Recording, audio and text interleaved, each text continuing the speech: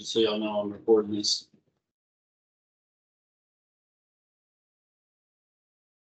All right, so I'm on module 7, page 1. The big thing that you guys are going to want to note, we're going to talk about. Well, wait till I get to it. The first sentence on the page is highlighted. Grounding is the intentional connection of an electrical system to earth ground. Grounding is the intentional connection of an electrical system to earth ground. Up at the top right of page 110, overview of electrical system. The first 2 sentences are one highlight. The grounding system is a major part of any electrical system. It serves to hold all non-current carrying parts of the electrical system, including enclosures, and 0 potential with respect to ground. Whenever I say 0 potential, what I want y'all to think of? Potential difference. Voltage. So a voltage, like a voltmeter, reads potential difference, right? So you have to have a 0. Like if I just put my meter in 120 and then I put it in another socket at 120, what's the difference of 120 and 120? Nothing. 0 potential difference. You have to have a baseline, and that's why you have to have a ground. You have to have a 0 potential. Then you have to have like a plug would be 120. So your potential difference would be 120 volts. That's what meters read, is potential difference of voltage. So it's very important to have a ground, because if you don't have a 0 to base stuff off of. The next sentence is an online test question. High voltages can accidentally enter an electrical system as a result of a lightning strike or result of lightning strikes. Lightning strikes, the breakdown of insulation in the supply transformer, or chance contact between high voltage supply lines and their incoming service wires. So you're like, the ground to your house is going to keep all that stuff from going inside your house. The grounding wire that runs out of your panel at your house is what provides a low impedance path for a lightning strike or something like that to get to ground without damaging other stuff. 111 grounding system terminology. I'm going to give you all a couple of these that I've highlighted, but these would not be a bad idea to kind of wrap your head around the different ones, because a lot of them sound the same. I've got bonding, the whole thing of bonding highlighted for a couple of different questions. Is the permanent joining of metallic parts to form an electrically conductive path that will ensure both electrical continuity and the capacity to safely conduct any current likely to be imposed on it.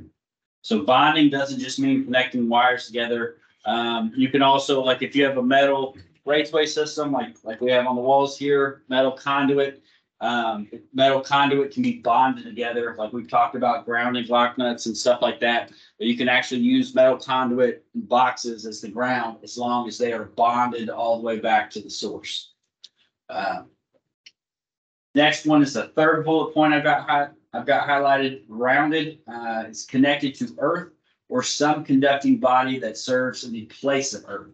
So this is like the ground rod or grounding ring or grounding to your water pipe at your house. That's what grounded means. I don't have any more highlights on page 1, but it is good to know the grounded conductor. It's good to know that one. So your ground conductor, anybody know what that's another name for? It's your neutral.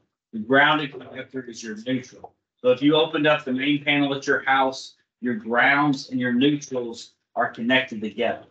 So your grounded conductor that's your neutral.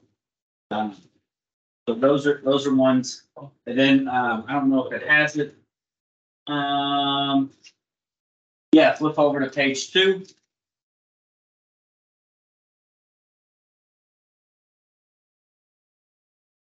Page 2, I'll tell you whenever I have a highlight. The first one talks about is not highlighted, but the equipment grounding conductor, that's an important one. So that is literally the round part of a plug. That's what connects your ground of whatever equipment you're using to the grounded system. That's your equipment grounding conductor. So that's in your house or residential systems, that's your bare wire that runs with everything else. In commercial settings, the ground wire has to be insulated, so it's either tagged with green or green with the yellow stripe. I do have the neutral bus highlighted. Neutral bus, terminal connecting point, such as a terminal strip or bus bar and panel enclosure to which the main circuit and branch circuit grounded current carrying conductor terminates.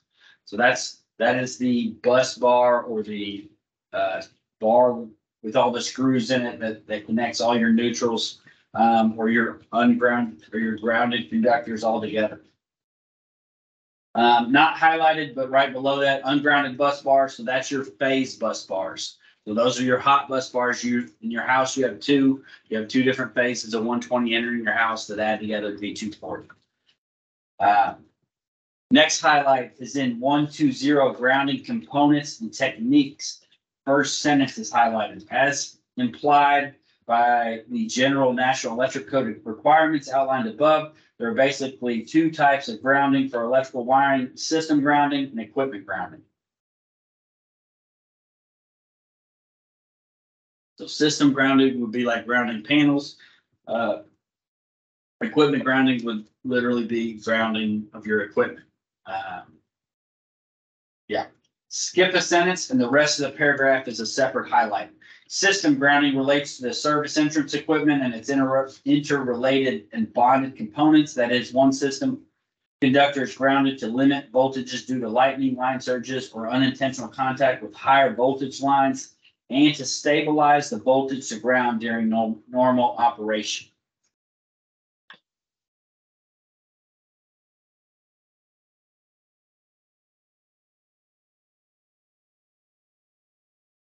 Basic system grounding. So they show, I don't have it on the board, but the figure 1 on page 3, like that's normally how like the transformers outside your house are set up. You'll either have 3 transformers or you'll have 1 transformer, just depending on the incoming voltage. And you can literally look and you can see all the different lines up on the transformer outside your house and how they're connected to the wires going below. But the ground, like you can see the Y to Y configuration all the way at the top. Like you can see the 2 grounds that are pulled off of those. Like that ground is literally the one that comes out of your box and goes in and connects to a ground rod or ring or your water pipe or something like that. Top right of the page. First full 2 sentences in the top right of page 3 are highlighted. The 4-wire Y to Y arrangement is the most common and is one of the distribution systems shown in figure 2. It typically produces 120 208 volts or 277 480 volts.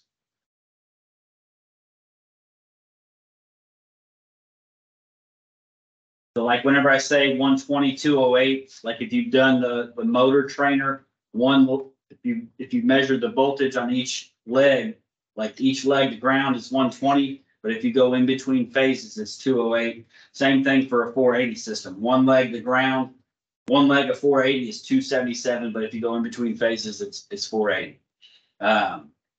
Skip 2 sentences, and I've got the delta. The delta, or the closed path arrangement, can provide 240 3-phase or 480 3-phase.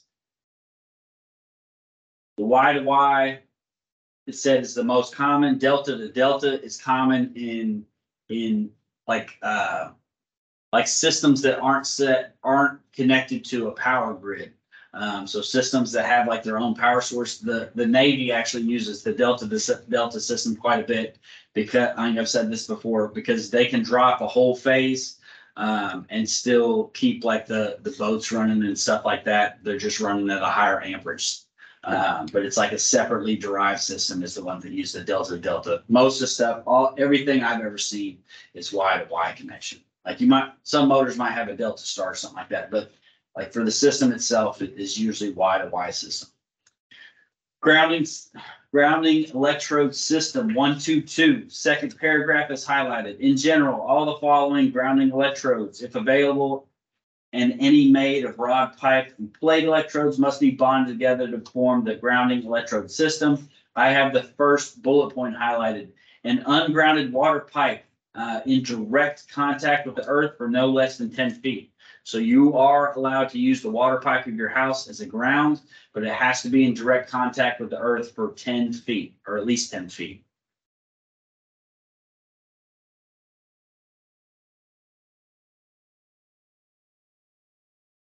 The last bullet point on the page is highlighted.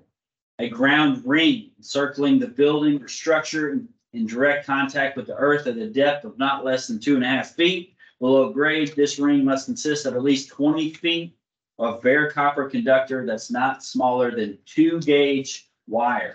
Key in on a ground ring, like a ground ring has to be no smaller than 2 gauge. Key in on that 2 gauge for that highlight. Pages 4 and 5 just show the different connections. You can look through those if you want, but they just show the different, like inside, like the circles are literally the transformers, and the H is the high side, X is the load side, and you can just see how like a Y to Y, delta Y, and delta to delta configuration are set up. You can do those if you want, but no highlights on pages 4 and 5. Flipping over to 5 and 6, which I had. I don't have highlights on this page, but that figure 4 is an important picture. So you can see like the like that'd be like the panel at your house. The green wires are your actual grounds. It's important to note that like everybody can see how all your grounds and your neutrals are all connected to one bus bar in the top right of that panel. That has to be at the main panel. A main panel is where you can connect all your grounds and neutrals together. But if you go to a sub panel, like if you have a bigger house, you might have a sub panel, or if you had a garage or something like that, your grounds and neutrals have to be separated. They cannot be together. And then that figure also just shows the different types of grounding electrodes that you can use. So you can have a ground rod, you can have a plate, you can ground to a metal water pipe, ground ring. If you're in a building or something like that, that's like I-beams and stuff like that, you can also ground that as well. Page 7 talks about the ground rod. The ground rod usually it cannot be aluminum. That's something to note. It has to be some copper or copper clad. And it has to be 8 foot minimum. So that's important. Nothing highlighted on those pages, but flipping over to page 8.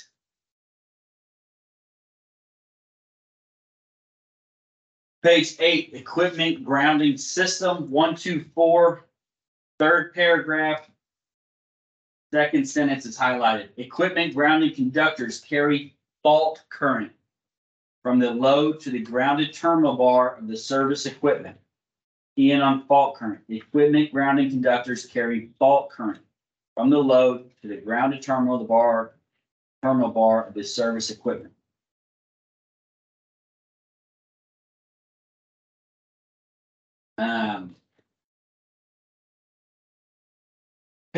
That's my only highlights for these pages. Page 9 does show like like if you connect to a water meter or you connect to a water pipe, you have to provide a bonding jumper around the water meters. That's because like if the city has to come out and change your water meter, they're not gonna unwire your stuff.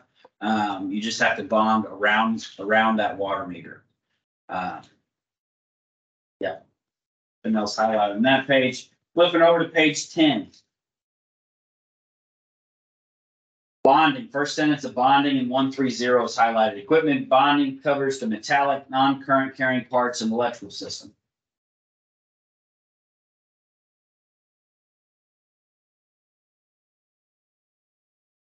Page 11, first 2 sentences are highlighted. Bonding means joining all metal parts of the wiring system, boxes, cabinets, enclosures, and conduit. It ensures having good, continuous metallic connections throughout the grounding system.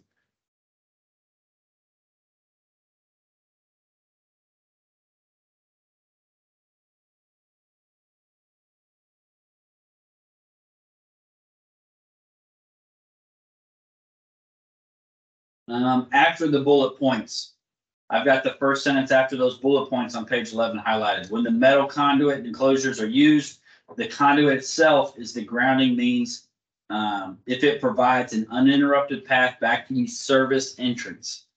So if I want to use that conduit as my ground, it has to be uninterrupted path back to the service entrance. The immediate next sentence is a separate highlight. Circuits that have conductors enclosed in non-metallic sheets or plastic conduit must have an additional grounding wire.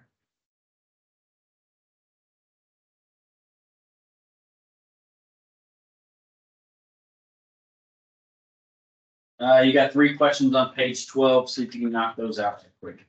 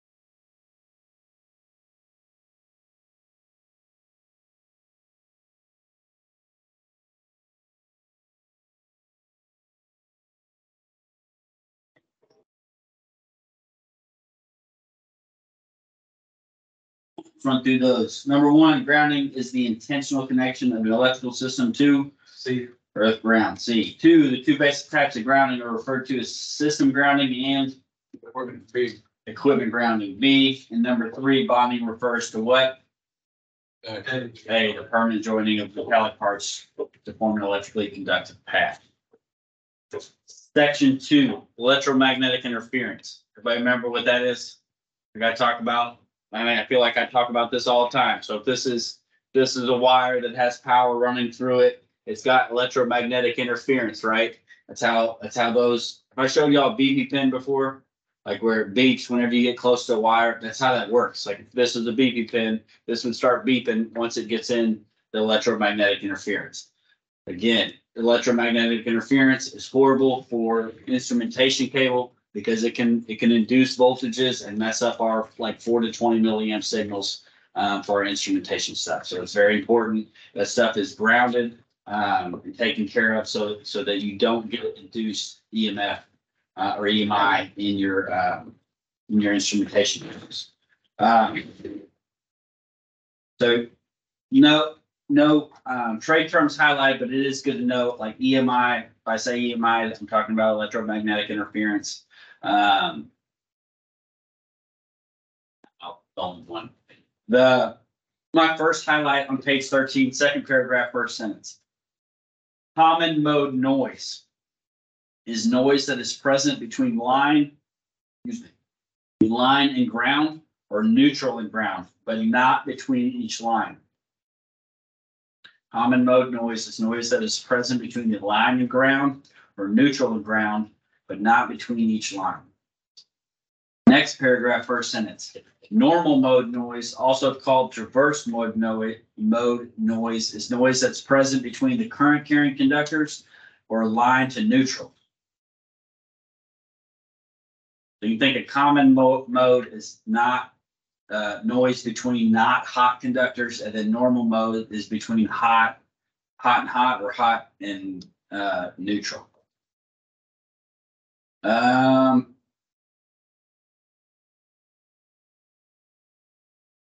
Second to last paragraph on the page. Third little short sentence is highlighted. Optical fibers neither emit nor receive EMI. But remember what fiber optics are made out of? Glass or the newer stuff. Might not have been this class. I don't remember if I teach this in electrical or instrumentation. The newer stuff they're coming out with is plastic. Plastic is a lot more durable than glass, but there's no like all it is a long piece of glass that they just flip their light in to send signals. So EMI has no interference on light, right? Like it's not going to interfere with a light signal. It can only be some type of electrical signal that it interferes with. Flipping the page, the first three, I don't know, the rest of that paragraph pretty much is highlighted starting on page 14. FCC regulations establish the maximum permissible emissions of electronic devices. For computing devices, the FCC separates its regulation for digital EMI into two categories. Class A is computing devices, industrial and commercial, and Class B is computing devices, residential. You're just going to, I think you'll need to know the two different classes for that one. 210, capacitive coupled noise. First sentence is highlighted. Capacitive coupling occurs when AC power lines are run parallel to signal lines.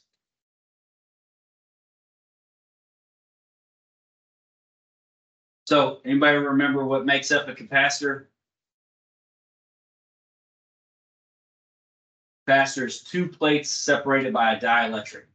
So, essentially, whenever they say that power lines are run parallel to signal leads, so if I had say this was a power line and this was an instrumentation line, while they are just wires, they can still be considered plates, small as they are. And then the insulation and the air between them can all be considered dielectric. So that you're creating a type of capacitor just by running those parallel to each other. So that's why it's called capacitive coupled noise, because essentially it's making it capacitive.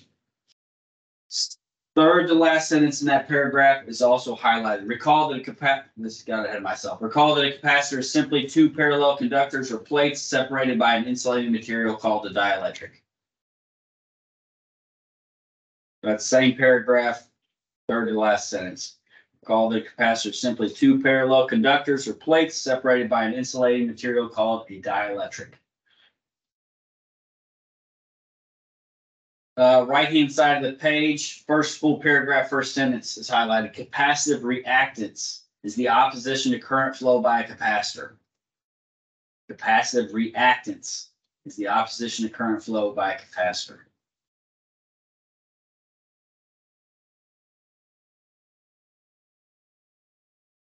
Page 15.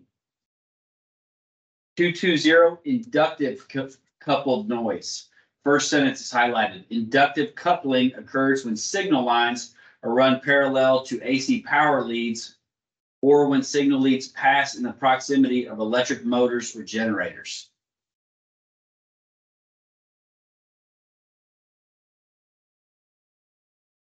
They're going to talk about the left-hand rule and maybe the right-hand rule. It's just I'm not going to talk about that too much because I don't feel like it's super important, but you're going to have questions on, so I have highlights. Second paragraph, second sentence. If the wires held in the left hand is shown in figure 17, such that the thumb points in the direction of electron current flow, the remaining four fingers indicate the direction of magnetic lines of force. So it shows that on the next page, so you can see the directions of the line of force. It's more like that rule is really more important whenever you're dealing with like electric motors and stuff like that. Not really relevant to the stuff we're learning. One more highlight on page 15. Last paragraph, first sentence is an online test question. An expanding and collapsing magnetic field can be used to generate electrical potentials. What's electrical potential? Difference in voltage. It's voltage. Electrical potential is voltage. Page 16. 230, directly coupled noise. First sentence is highlighted. The ground loop is likely the source of circuit noise that is most difficult to locate. So I've talked about whenever I'm grounding instrumentation cable, what's important about grounding the shield. Okay, talk about this. Right, remember landing or grounding a shield. What's important about that, or something that you have to do? It's only on one side. You only ground this or the drain, like it's got the little shield and the drain wire. That's only on one side. If you ground it on both sides, you can create what's called a ground loop, and you can actually send current through the ground, and they are a bitch to find. Do not ground your shielding wire, your drain wire on both sides. That's what the ground loop is likely the source of circuit noise that is most difficult to locate. It's very hard. Like it sends such small voltages, it's hard to trace them. The immediate next sentence is a separate highlight. Ground loops can exist wherever interconnected, non-isolated instruments are grounded at more than one location.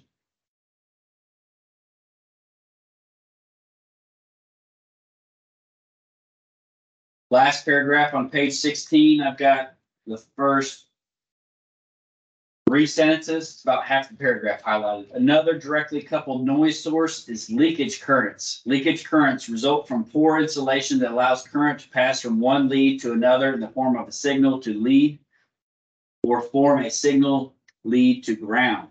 When there is a leakage between the source and signal leads, a noise signal is introduced into the signal circuit, similar to those introduced through capacitive or inductive coupling.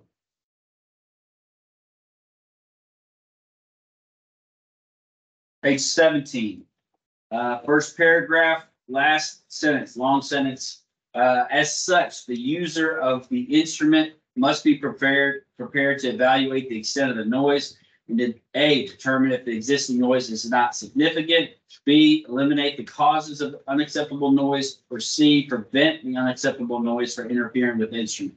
Most of the time, if you get noise on a piece of instrumentation, like usually if you can't find it, it's got to be quick. Usually you're going to run like a temporary ground, like whatever the equipment is, probably something nearby, like you're going to have a piece of metal that's connected to the building or something like that. Something to where it's important. Again, it's important to have ground because it's important to have a zero. If you don't have a zero, then your voltage can fluctuate. Like it doesn't remain constant. 240, cable shielding and grounding techniques used to minimize EMI.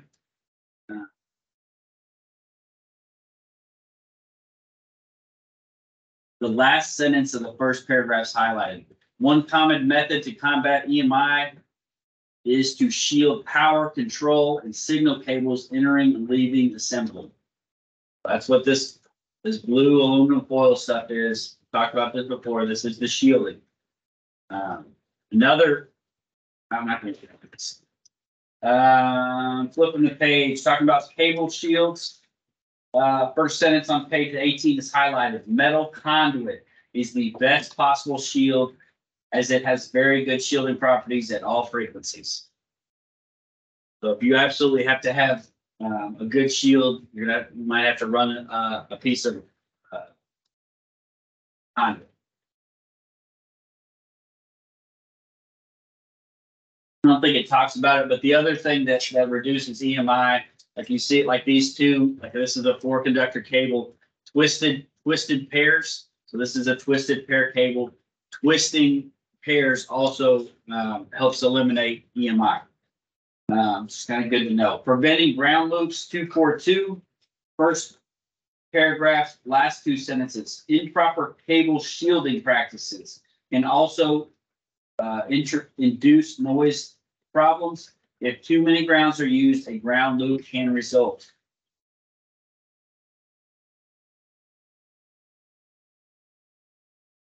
in that table 1 at the bottom, you're gonna have a question on your practice test that comes from that. You just need to know, I got tensile strength highlighted. And then if you go over to the aluminum foil column, you need to know that the tensile strength of aluminum foil is 4. So that's just saying like the tensile strength of this aluminum shielding, like this is easy. There's a plastic backing on this that gives it a little bit more strength. And then y'all can look at this if you want to, but regular aluminum foil anybody can take and just tear it apart. Tensile strength of aluminum foil is bad. Shield termination. First sentence is an online test question.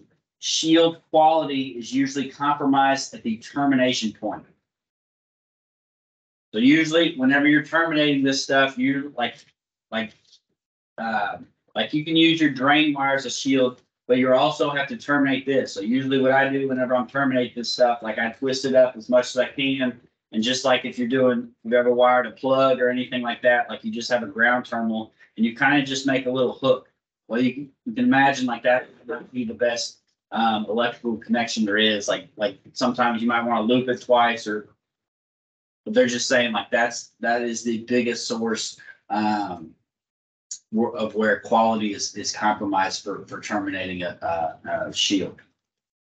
244 on page 19, use of multiple shields. Second sentence is highlighted.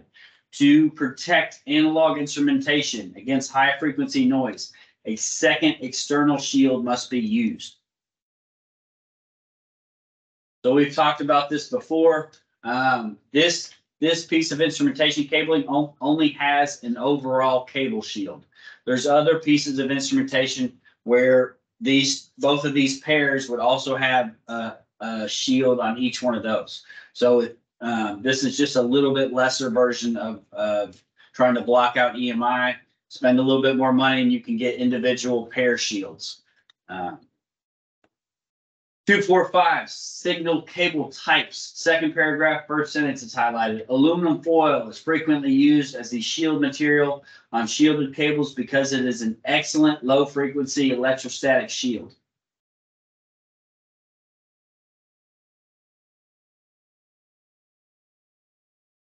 Fourth paragraph, the one that's got the voltage gradients in it, the last sentence of that paragraph is highlighted. To prevent the voltage gradient from developing, one end of the shield must be floated. So all that's saying is that means it's not connected to ground. And when you float these things, I can't remember if I've talked to y'all about this. So if this is the end that I'm floating, you take your shield and your drain wire, and usually I wrap it around your cable like that. Usually I don't cut it off, but then you put, like I get some electrical tape and I tape that just in case something happens and the other end gets pulled off or something like that. And usually, like I think I've said this before, usually, so this piece of instrumentation cable usually would run from like a control room out to the equipment.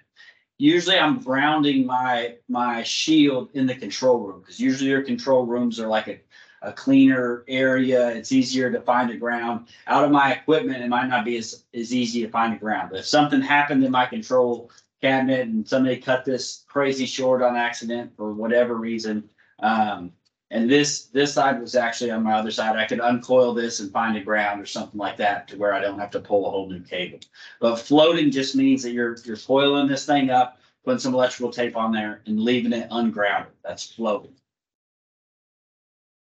Next paragraph, first sentence is an online test question. Coaxial cable or coax is often used to transport high frequency signals.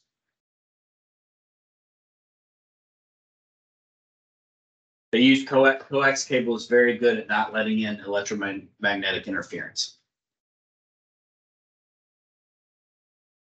That was quick. Any questions?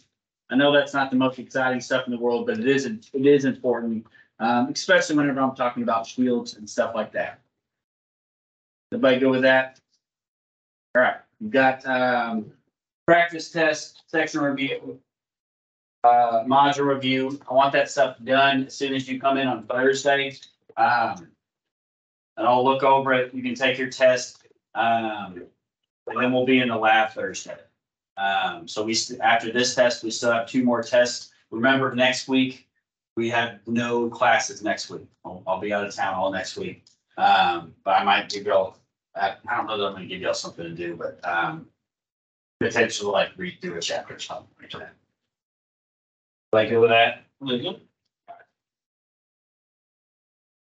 you all on Thursday. You ready for that test?